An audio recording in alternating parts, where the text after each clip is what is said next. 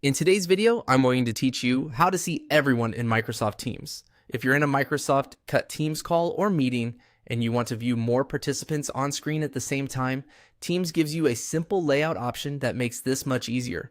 This is especially helpful in larger meetings, group discussions, classes, or team check-ins where you want a better visual of who is present and actively participating.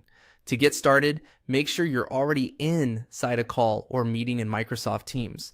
This feature is only available while the meeting is active, so you'll need to join the meeting first before you can change how participants are displayed. Once you're in the meeting, look toward the top area of the Teams meeting window. This is where you'll find the meeting controls and display options. Next, click on View at the top. The View menu is where Teams lets you adjust the way the meeting appears on your screen. Depending on your version of Teams or the size of your window, the exact placement may look slightly different, but it will still be part of the meeting controls. If you don't immediately see it, try moving your mouse slightly to make the menu bar more visible. After opening the View menu, click on Large Gallery.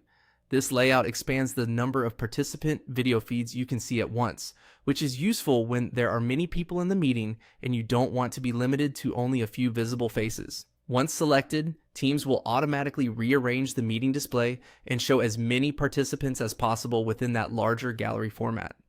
Keep in mind that large gallery works best when several participants have their cameras turned on. If only a few cameras are active, you may not notice a dramatic change right away. Also, the layout can depend on your screen size, device, and the number of people currently sharing video. That's all you need to do. Join the meeting, open the View menu, and choose Large Gallery to see more people at once in Microsoft Teams. It's a quick adjustment, but it can make meetings feel much more organized and easier to follow, especially when you want to stay visually connected with everyone in the room.